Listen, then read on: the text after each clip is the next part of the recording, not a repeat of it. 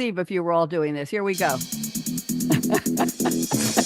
Where does yesterday's future, which is already here, meet today's future, which is about to happen, and tomorrow's future, which could be just minutes away? Welcome to Technology Revolution, the future of now, where host Bonnie D. Graham asks savvy futurists for their predictions about the tech-driven trends that are shaping our future right now. Here's your host, who will take us into the future of now, Bonnie D. Graham. That's me, Bonnie D. in the house. Thank you to the wonderful voice who introduces me. We are so excited to be here because we're going vroom, vroom. That's my code for we're talking about automotive again. Listen, you've all heard the story, the song, the wheels on the bus go around. Well, when the wheels on the bus aren't going around anymore, where do the wheels go? Where does the bus go? Does it go to a junk heap somewhere? Does it go to a place where it's just going to become a bunch of, I don't know, rusty stuff? Are people going to go pick it apart for parts? There is a better way. And the better way we've been talking about since, Simon, I think September of 2024 is called the circular economy. Reuse, repurpose, recycle. Don't get rid of it. Do something with it. Design automotive for future uses. Come up with new stuff. It's a good way to go for the planet, for the world, for everything, and for cars. Yeah, you might not find as much in the junkyard usable, but there'll be a couple things to go there. So I have welcome to my panelists, and I want to tell you, I found some breaking news this morning, just briefly before I do my introductory poem for all of you. Recycling lithium-ion batteries delivers significant environmental benefits. And I'm going to do a quote here from Tom. Did you read this one too? William Tarpa, assistant professor of chemical engineering at the School of Engineering where was he at? Stanford University. And a research study senior author said, recently I was in an Uber electric vehicle, an EV. The driver asked me if EVs are really good for the environment, because he recently read that maybe they aren't. All he knew was that I was on the faculty of Stanford. I told him EVs are definitely good for the environment, and we're finding ways to make them even more so. This study tells us that we can design the future of battery recycling. You knew I'd get to it, Simon. The future of battery recycling to optimize the environmental benefits. We can write the script. So there. Anybody else read that story today? Anybody? I get lots of tech newsletters, and so I thought this was really interesting for our topic. I also want to do a quick shout out to a gentleman named Trond Mehus, Mehus. Anybody know Trond? He's in Norway, I think. Mm-hmm. Well, Trond named this show among his top 3 tech trends podcasts to listen to when he's traveling, when he's on the train, when he's listening in the car. And he said he has to get his tech trends news, and this show is number 3 on his list of the top podcasts. So I want to say thank you to Trond, whoever you are. I had to hit translation button on LinkedIn because I can't read Norwegian, and somebody told me it was in Norway. So thank you, Trond. I'm very honored that you found the show. So here we go. Let me do my introduction. Welcome, global audience, to Technology Revolution's Glow. It's not the ion battery. I didn't swallow it today. Bonnie D on her Scarlett Mic. Simon, you can laugh now. Your host and guide, you know. Today, we drive once again into a topic profound, the automotive circular economy, where AI makes the wheels go round and round. As waste becomes new resources done right, recycle, reuse, renew with all of our might. Now it's showtime, and Bonnie D is ready to start. I'm talking about me like I'm not even here. 4 futurists serving their predictions a la carte. When I call your name, wave. Simon J.A. Meitz drives strategy bold. Simon, wave. In circular systems, his vision will unfold. From EY to Roarin, he leads with great might, shaping the future's ESG with insight. A speaker on carbon, on tech, and reform. Simon is setting sustainability at a very new norm. Simon, I hope you like that. That was a new one. I love it. Thank you. Wow. You're welcome. You're welcome. Always amazing. And I'm looking forward to the next business model of yours. There you go. Tom Madonna is here. Tom, we've known each other for 100 years, and you and Simon were both recently on my Cool Dude show, and you both are. Tom Madonna, a leader so wise, guiding automotive to optimize. From SAP's depths to classrooms so bright, Tom transforms processes, bringing costs to light. A foodie, a traveler with wisdom so keen. Tom's insights keep industries running pristine. I hope you like that, Tom. I gotta smile Yep. there. Okay, we're good. We're good. Katharina Peier is with us with future insights. Sustainability fuels her drive day and night. From AI to safety and automotive, she reigns, crafting innovations that overcome what constrains. A champion of change with passion so grand, Katharina leads the green shift with a visionary stand. What do you think? I Good think she, one. I think she liked it. Actually, it's visionary hand, but I think Stan works well too. And then we have a newcomer on the show. Everybody applaud him, this brave gentleman here on the top, Dr. Stefan Caba. It's spelled Caba, but he lessoned me. Plastics are his game. He's a champion of change, reshaping its name with circular visions and zero waste goals. Stefan is redefining how auto tech rolls. No material lost, efficiency is prime. He's shaping a future, both green and sublime. Stefan, how'd I do? Perfect. Expectations are high now. And welcome. So stay tuned, dear audience, as we explore this revolution in tech, innovation, and more. AI meets the automotive circular economy right here with Bonnie D and 4 savvy futurists. It's ours to steer. So what'd you think? Fresh one for Simon, for Katharina, and for Tom. And Stefan's a new one, so he didn't have anything to compare it to. I'm delighted to have you all here.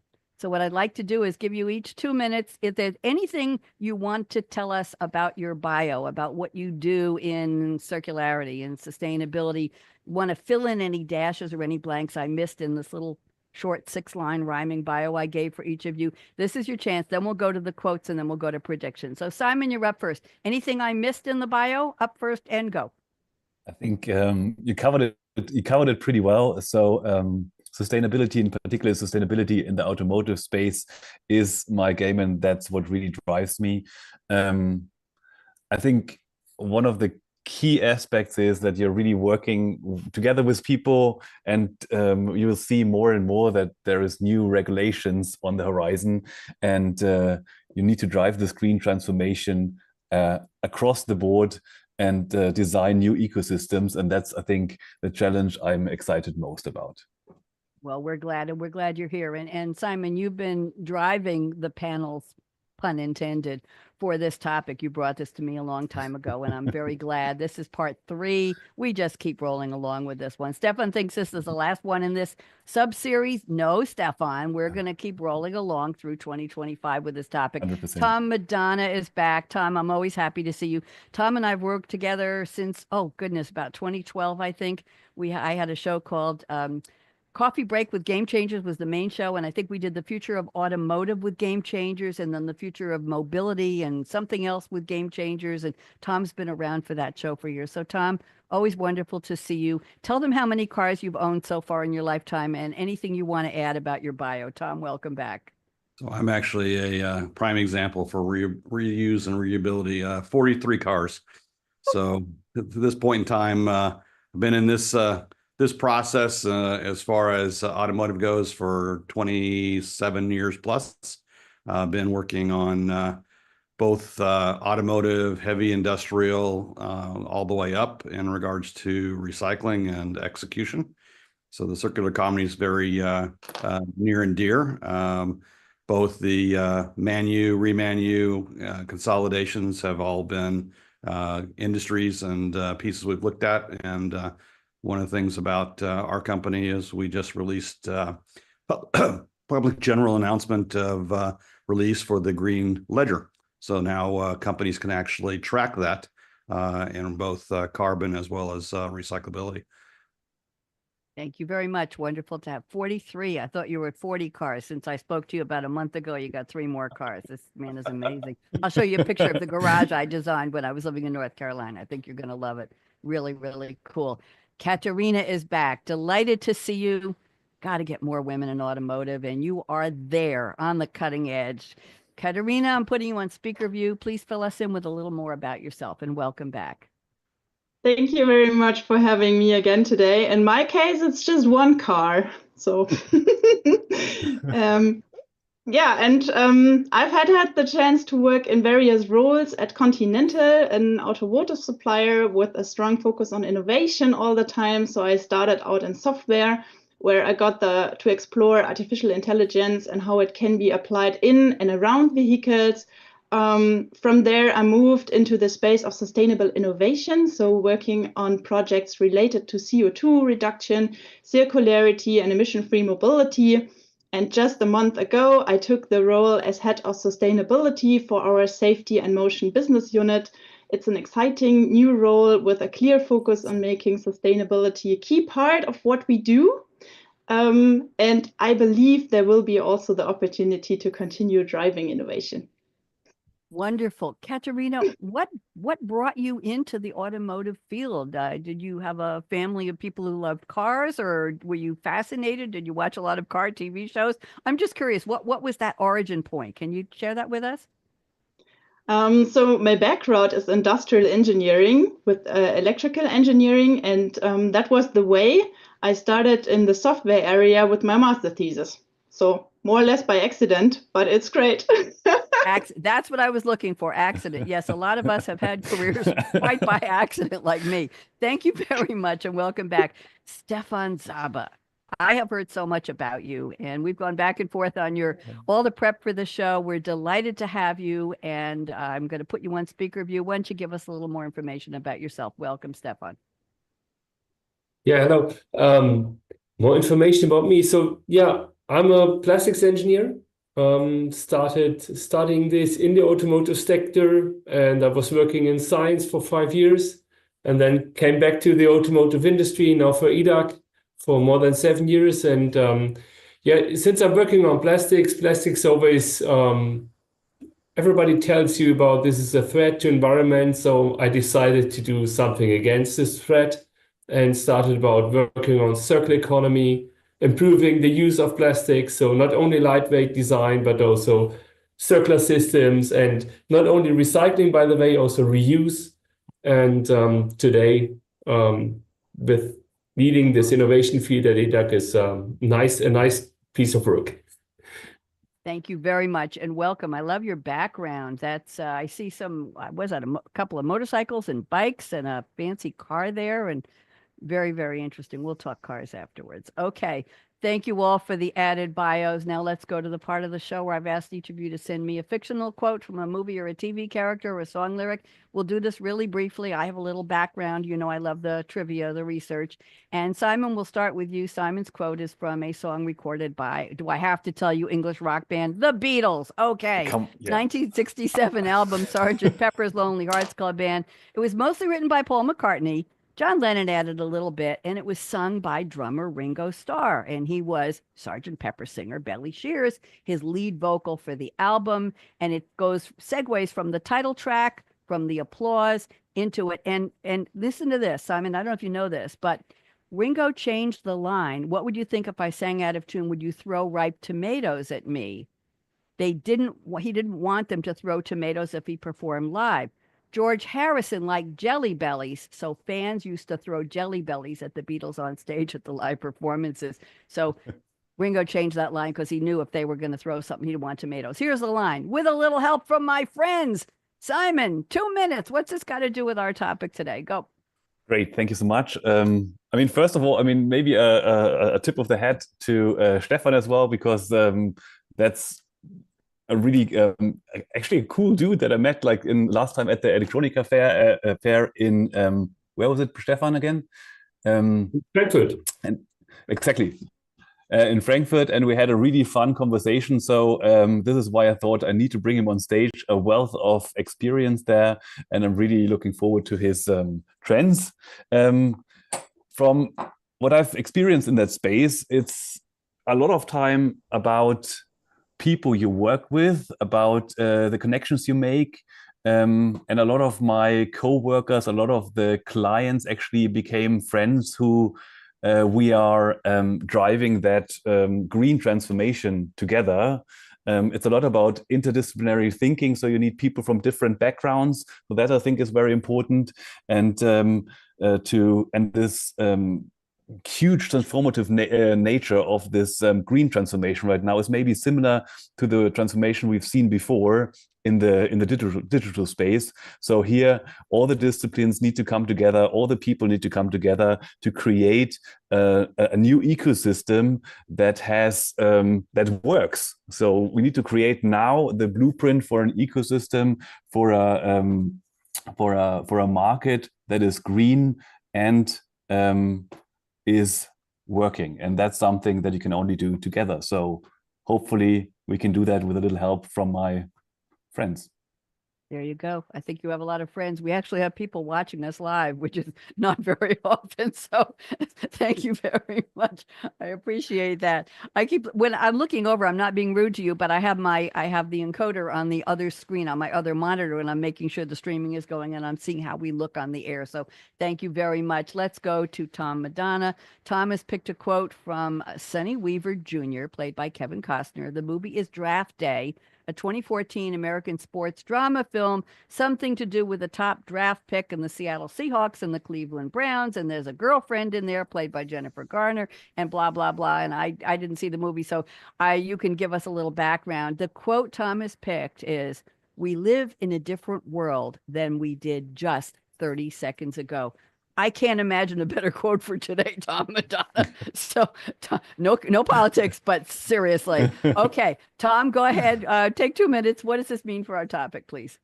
Well, then there's the whole piece of this quote where he starts talking about pancake eating, et cetera. So if you haven't seen the full quote, I only use the sport that actually is politically correct. But ultimately, in the process of having this draft, both as a front draft and a second draft, they basically changed their mind in the middle of the execution. So similar to this particular topic, everything is changing. The world is growing. Economies and politics are going all the way through. People are basically making decisions, and we're making that as a ongoing piece. So another piece of this is, we're putting the train tracks down as the train's moving down the tracks, or trying to land the airplane on the runway as it's being built. This is a new and execution process that every single company is looking at today. And every time something comes out, something new is there to actually help them. They're having to make policy changes, they're having to make direction changes. And I think this is really driving a new economy and a new execution that the companies are having a hard time keeping up with. And I think as we start to think about it, as well as what becomes mainstay execution on a company, is really going to be how they're going to look at this, what's their long-term direction, and how much are they going to invest in doing it. I think one of the things that was mentioned on part 2 was, it's more expensive on a recycled part than a new part. I think some of that is just kind of a small piece. I don't think that you're going to see that very long, as well as, what the gray market is for these parts. So long and short, things are changing. Thank you very much. Quickly. And by the way, Simon and Katharina, so you know, when I invited Tom to join us just a few days ago to fill the 4th seat on the panel, he said, send me the links to part 1 and part 2. I want to see what they talked about. So he did his homework on that. And thank you, Tom, for that reference. Very much appreciated. Katharina, I'm looking at your quote. This is 4 words, packs a punch, very, very famous. It's iconic. Buzz Lightyear, voiced by Tim Allen, who has a new TV show, by the way, right now. I'm not too keen on it. Toy Story is the movie. 1995 computer animated comedy film produced by Pixar, released by Walt Disney. It's the first part of the Toy Story franchise. It's the first entirely computer animated feature film and Pixar's first feature film. And I thought you'd get a kick out of this. It was executive produced by Steve Jobs. I didn't know that. Voices of Tom Hanks, Tim Allen, Don Rickles, what? Wallace Shawn, wow, John Ratzenberger, Annie Potts.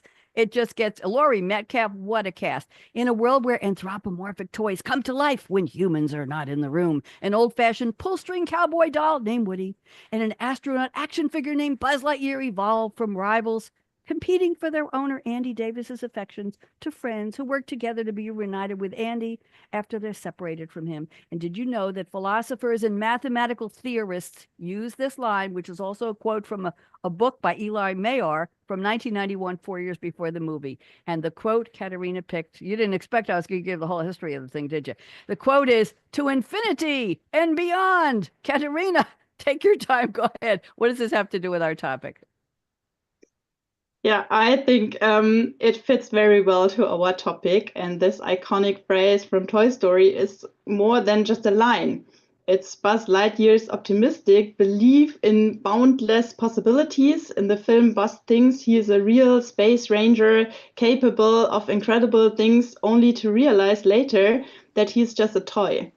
And yet the phrase remains a powerful symbol of pushing limits and exploring what lies beyond. In many ways, this reflects how we approach artificial intelligence in the context of circularity in the automotive industry.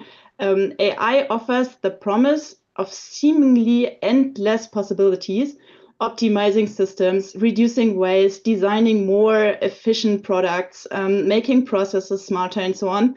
It's an existing vision, but like Buzz Lightyear's realization, we must balance this optimism with the realities and limitation of the tools we have. For circularity within the automotive industry, this might mean creating models that predict how materials degrade or how products can be stored, sorted, or reused. It expands what's possible. But as inspiring as To Infinity and Beyond sounds, we must also acknowledge that AI is not a magic solution. It's a tool that needs careful implementation, thoughtful design, and real-world grounding. What AI offers is not infinity, but for sure the ability to go beyond our current limits and take steps towards a more sustainable and also efficient future. Thank you. That was lovely. That was beautiful. Yes. Thoughtful. I like the introduction of that word, using it thoughtfully. Thank you so much, Katharina. And Stefan has picked a quote from a classic movie, The Graduate, 1967. And in the research, I found out, Stefan, that it's considered an independent movie. So it wasn't one of the major studios, romantic comedy drama. As of 2007, Stefan, this is the 17th greatest American film and one of the most influential of all times. I thought that was very interesting. Directed by Mike Nichols.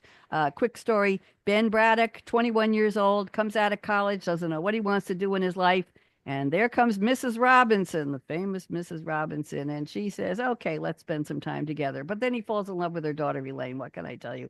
It was the highest grossing film of 1967 in North America. And if you adjust it for inflation, it's the 22nd highest grossing film ever in the US and Canada. It won for Best Director. That's Mike Nichols. Here is the line. Mr. McGuire, played by Walter Brooke, at a cocktail party, says to Benjamin, played by the wonderful Dustin Hoffman, the following line.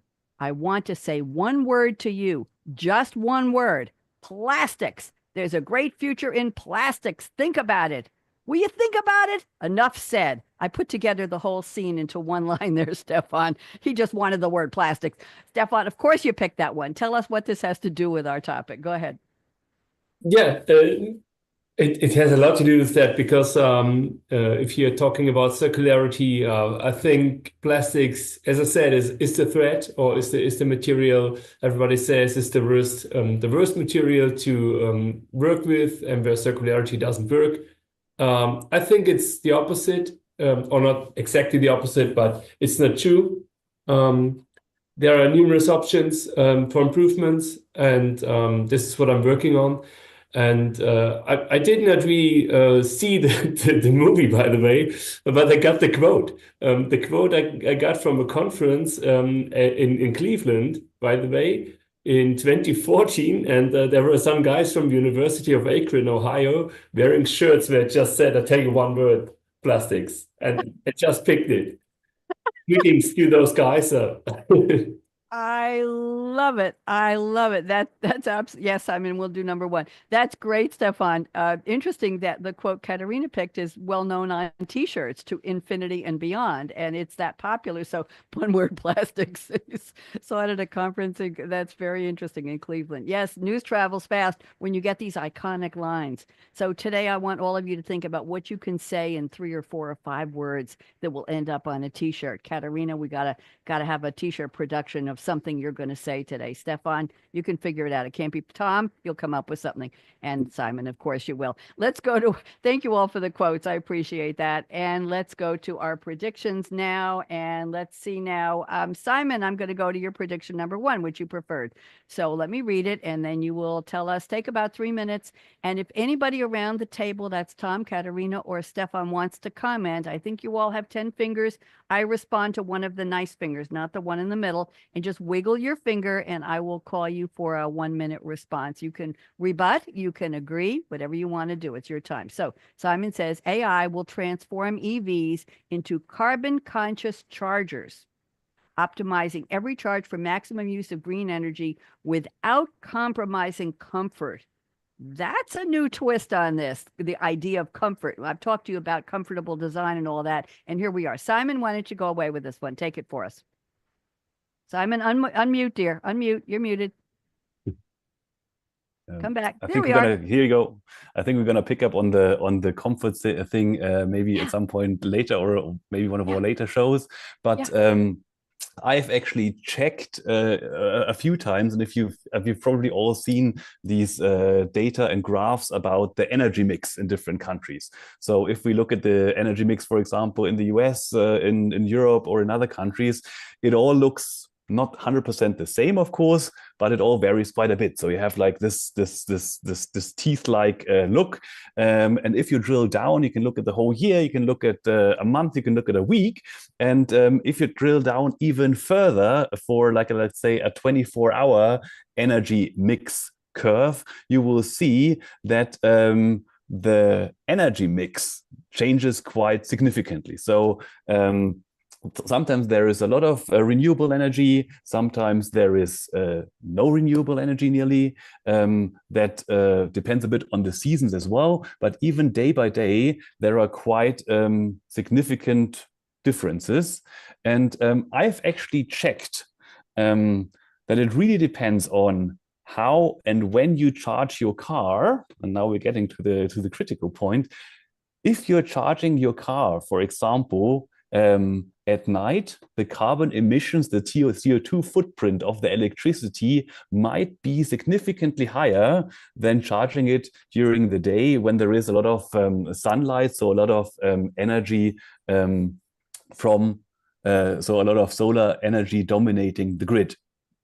And all these little imbalances, all those little changes, we can really utilize, and AI can help and play a crucial role to analyze this grid data to identify exactly those little low carbon or carbon neutral energy windows, and adjust your charging schedule accordingly. So one thing is, hey, I need to know when to charge it, but that wouldn't be the end of it, of course, because then you charge it maybe when it's quite uncomfortable for you, when you need the car. So you need an extra dimension here. You need AI to really understand your behavior, to predict your behavior, so to understand and learn your individual driver routines. When you typically drive, where you typically drive to, how long you drive to, when you're going to the gym, if you're doing weekend trips and so on. And based on that, it all comes together and you will have a low emission charge in your car at no comfort loss. And ideally, and that's the kicker now, non-renewable electricity will be cheaper normally as well, because it's in some of the sections or times it's available in abundance, so the prices will drop as well. So here you go, cheaper, no comfort loss, and greener. Winner, winner, winner. Tom, fingers up. Tom, go talk. I think the big thing that underlines all that conversation is data. If you don't have the data, you don't have the statistics, you don't have the ability, then AI can't do any learning off of it. And so part of the situation that we're currently seeing is how's that data being captured? Like we said in previous shows, Bonnie, who owns that data? Is that Yes. data owned by the I'm customer? always Is it asking owned by that the question. OEM? Is that I've been data asking owned that by question for 10 years, right, Tom? for the utility companies, et cetera. So all of those things are there. And I think the one thing that's also thing about Simon's quote is comfort. You know, when you start to look at the EV, you know, I personally like to have the radio up. I like to have the air conditioning on. I like to have the heater on. I like to be driving, et cetera. All that reduces the capacity of what actually gets out as a charge on that particular battery.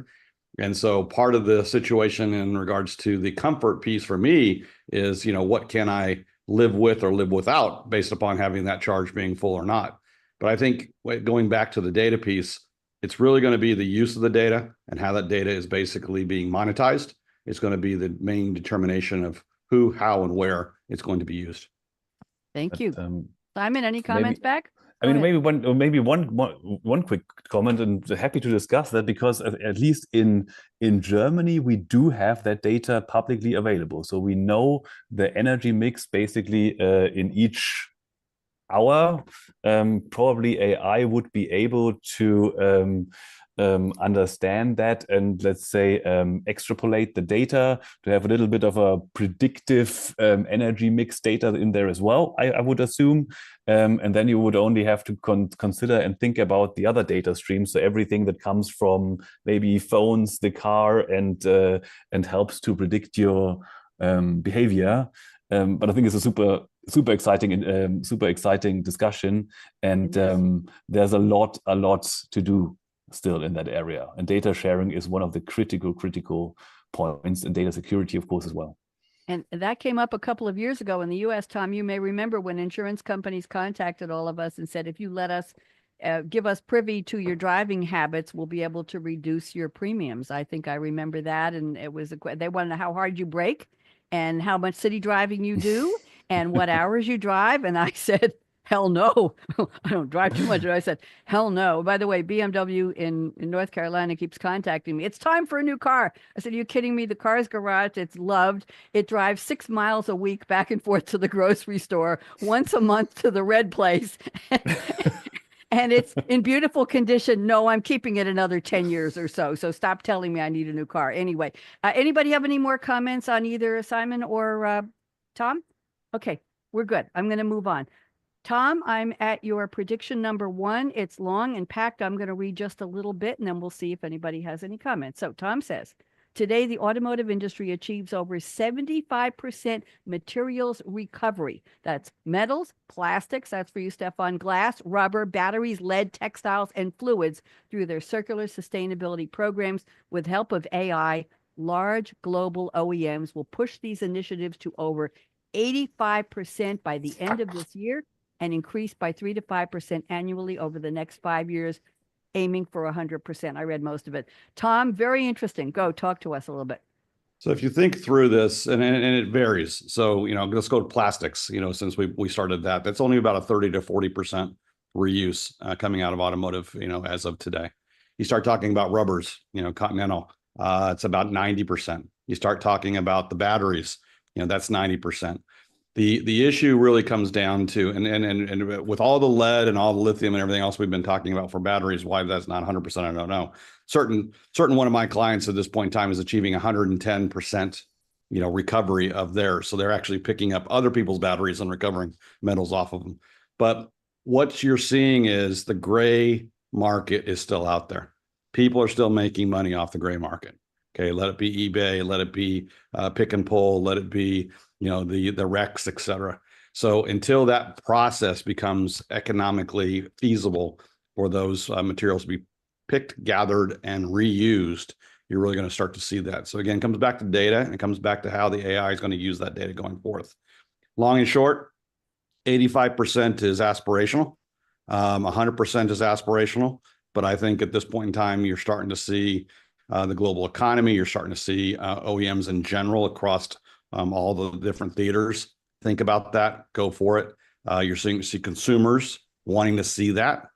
And so ultimately, when it comes down to it, market's going to drive the execution. And if you're going to be able to be considered, quote, a reusable green company, then you're going to have a bigger customer enhancements. And so therefore the customer interaction is going to be part of that in regards to how it's going to drive sentiment in regards to your brand, your loyalty, and how they're going to currently purchase off of it. So data is queuing, but at this point in time, the trends are there. Well put. Thank you very much. Any comments for Tom? Katharina wants to say something. Go ahead, please. Yeah, I think it's always about the last percentage, and we have a completely different picture if we, for example, talk about electronics. Even in the automotive industry, there are still big questions and a lot to do in that area. And also there we see opportunities in regards of disassembly, sorting, and so on, where big steps can help us to come to more percentage or even 100%. But just to mention this, in electronics and automotive is a lot of electronics. So a very important topic here to mention that. Thank you. Simon, join us. Maybe just a quick one. And all of you obviously know that in Europe we're looking at a new ELV directive right now that will foster a huge change, I think, in the automotive industry and how we recycle. A huge change, I think, also in market dynamics. So who will actually have a business case in terms of dismantling those cars and getting the materials, and that's key. The business case, the regulation that changes the whole power play, I would say, of this automotive industry right now. So I'm really looking forward and to see how we can adjust to that. Good pun on power there. Stefan wanted to join us. Go ahead, Stefan. Yeah, I was a bit wondering about the data, to be honest. I think this included energy recovery too, didn't it? Yep.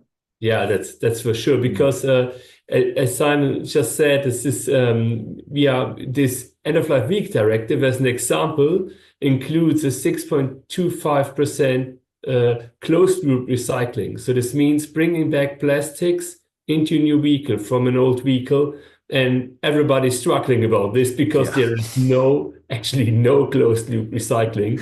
And in addition, we're exporting almost 1 million of vehicles into any other country in the world, just out of Europe, mostly to Africa, which is just a loss of material. So the problems are still huge. But as you say, nothing is impossible. We can go up with the rates. Let's see how we can make it. Yeah. Let's see. There you go. So let's go to thank you. Thank you very much, Tom. Katharina, I'm going to read your prediction number 1, and then Stefan, I'll pick one for you. So Katharina says, this is the one she told me she really wants to talk about. So this is what we're going to use.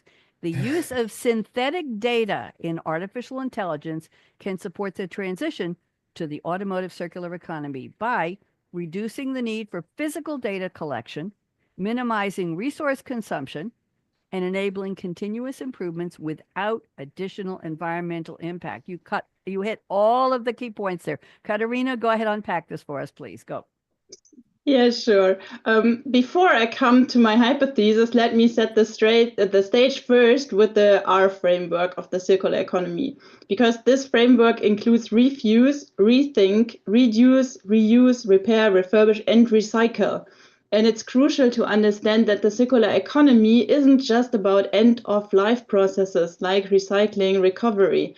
Significant potential lies in the design phase, mainly in the concepts of refuse and rethink. And by refusing unnecessary materials and rethinking product designs, we can create more sustainable solutions from the outset. And to illustrate this, let's consider a concrete example involving the potential of artificial intelligence here. Specifically, we'll look at the driver monitoring system using in-cabin cameras. These systems are currently used to detect if a driver is seated correctly, for example, where the attention is focused and whether they sit or are distracted. For these algorithms to accurately interpret the images, they require extensive training and testing data. Traditionally, this data is generated through test drives involving hundreds of participants or through image simulation, for example. However, the future points towards the use of synthetic data generated by AI. So how does generative AI create synthetic data? In a nutshell, because we don't have time, imagine you need images of a driver in various scenarios. Instead of capturing real images, the Gen AI can generate these images by using algorithms to create realistic, yet entirely artificial data. For example, it can simulate a driver in different positions, lighting conditions, or weather scenarios. And this approach could eliminate the need for extensive data collecting drives in specific test vehicles and allow the data to be applied across various vehicle modules. This reduces the need for prototypes, contributing to the circular economy. Additionally, it helps improving the accuracy by enabling the inclusion of rare situations, such as various weather conditions, snow, for example, or also specific lightning scenarios. Of course, and this discussion will always come, we must consider the resources required for the AI here. But also what is an ongoing research is to minimize the computational demands and supports also ongoing research to minimize the necessary image data while adhering to the legal requirements, of course. So in summary, what I want to say here is by leveraging synthetic data and AI, we can significantly advance the principles of the circular economy from design phase through the end-of-life processes. Thank you very much. I'd like to go around the table. Synthetic data is something I'm not familiar with. So anybody want to comment on that? Tom or a Simon or a Stefan? Anybody chime in? I think you stumped the panel, Katharina. Simon, No, go ahead. Well, let everybody else talk first. Right. Simon? I think synthetic data can be a key for a lot of different scenarios, but and I'm looking to Stefan here right now. I remember our discussions at the fair about the data for testing, for example. I think you've had a project where they used the data for like a hood testing, and and ideally that would have been used from like different kind of OEMs, so different kind of manufacturers across the board. But that was already quite tricky to get all this data merged because of security. Nobody wants the data to leave their premise. So if synthetic data could be a solution for that, not sure if that would work, to I don't know, not have to do all those tests, that would be a great use case. Stefan, you want to chime in? Yeah. Actually, we are trying to reduce the number of real-life tests as much as we can. We are doing test drives. I think Conti, as an example, is also doing that without having a vehicle. We are adjusting parameters of the wheels or of the suspension system, and we do a next test drive. And this is very helpful because we are faster, we are cheaper, and we do not need to produce something. So we are also more sustainable. And what we are actually looking for is really going to the point where we do not have to build a real life model anymore. And next step would be this for circular economy to get back or to analyze what's on the market and give a prediction of this is reusable or as a recycled or as a panel, as an example, for directly going into a new vehicle. And for this we need always the validation. So we are using AI to exactly know if it's feasible or not. And this within milliseconds or parts of a second, which was not possible before AI. Before AI, we would need weeks at least for validation. And with AI, it's done.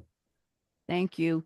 Interesting. If I were, Tom, 1 second, if I were a layperson tuning into this or seeing a transcript or watching a clip, I'm going to put some Opus clips of this show onto LinkedIn and maybe Facebook. I would say, oh, AI can benefit me. I never thought about that. Yeah, there's some, maybe that car I love could be, it could end up like like body parts being transplanted. I'm sorry. This is going to sound awful. I would will this engine of this car, if the car is in a crash, the engine's good, I would will this to another vehicle, and I want to make sure that it is used that way. Can you imagine if we wrote that on our driver's licenses instead of after human life, we would say, I would want the parts of this car to be harvested? Wow. We'll have to do a whole show on Simon. I just came up with it. Tom, you want to Tom rescue me, please? I'm falling out here. Tom, go ahead. Talk about gray market. What? So when you start talking about parts, you got new parts, you got used parts, and you got gray market parts, and gray market parts are your pull parts. So that's the whole process to go with it. But I think one of the things that you're going to see, particularly from my organization, in an announcement that's going to come out in less than a week, is Unleashed. And this is where we can take applications, data, and AI, basically move it, bring everything together, irrespective of being your data or outside data, and how that's going to basically be used internally to drive design, execution, delivery, supply chains, all are coming.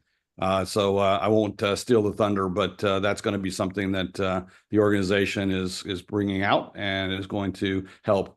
Conti's a client of ours. Several of the big OEM clients are ours. So at this point in time, they all are looking for and waiting for that to come out. But again, data is going to be a key. Would it be your data, outside data, and synthesized data? So all of that's going to be integrated.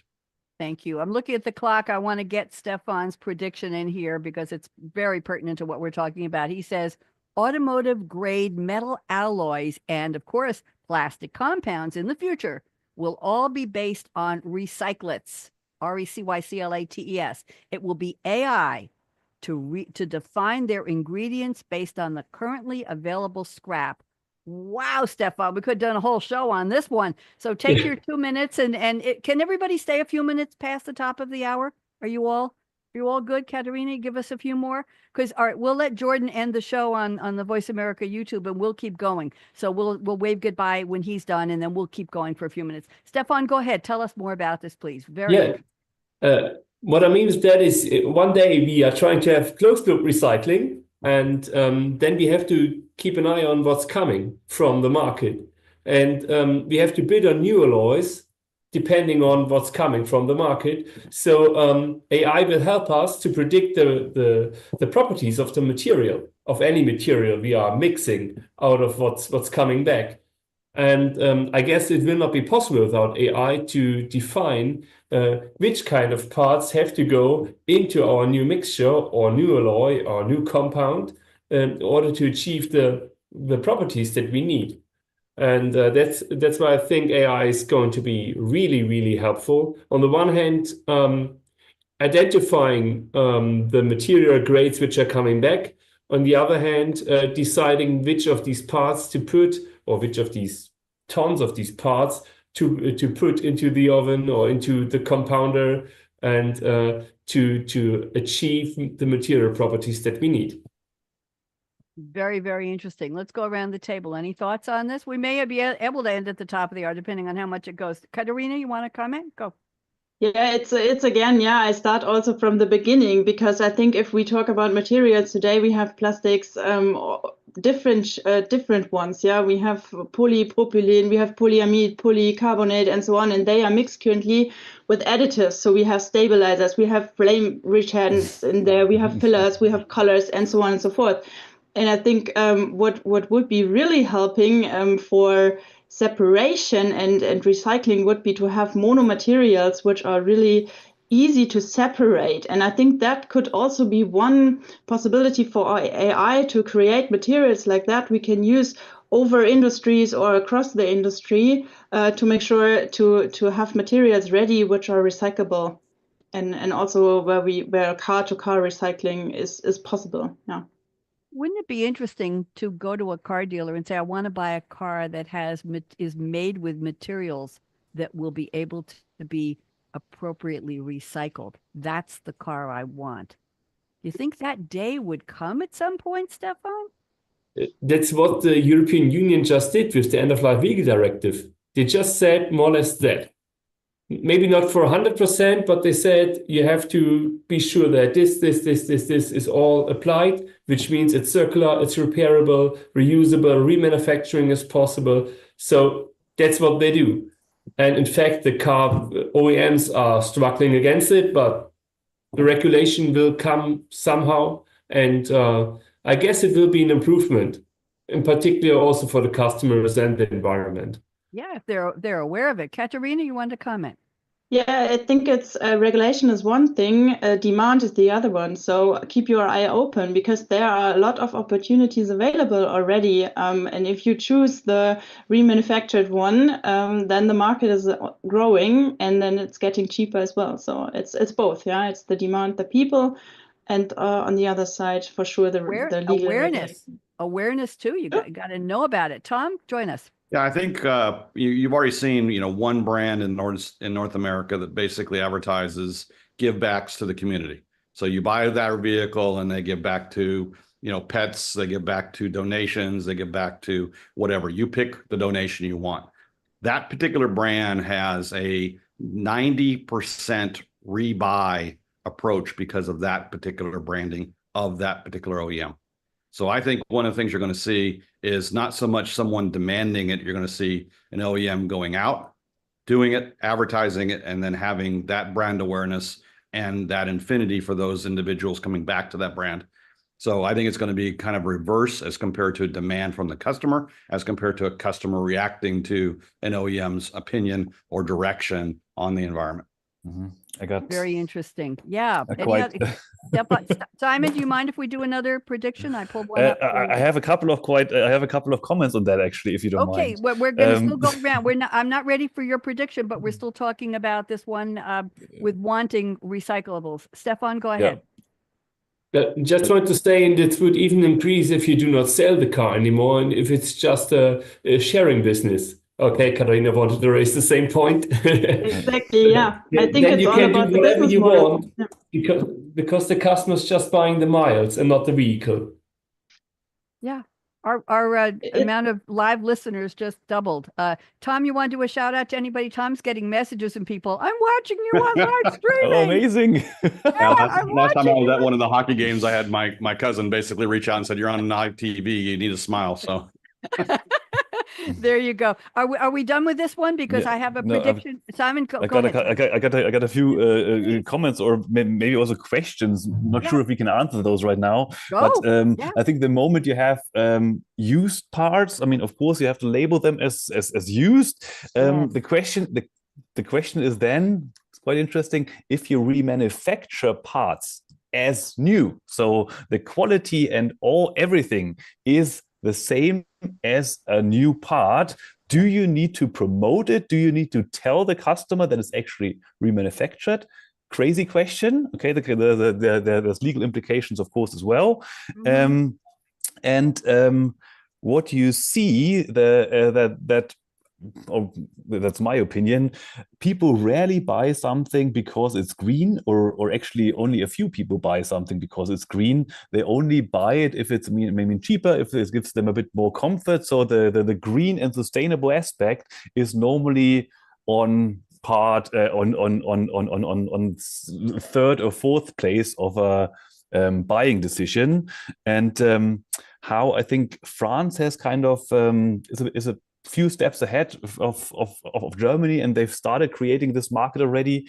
And there the insurances, so those players play a quite important part there as well, because they have to I think customers have to be offered a remanufactured and a used part as well, like a remanufactured option, and this option is normally quite a bit cheaper than the new option. So this really drives the market, in particular if you consider that the insurance landscape or the insurance conditions there mean that you always have to pay a share of the damage of the price.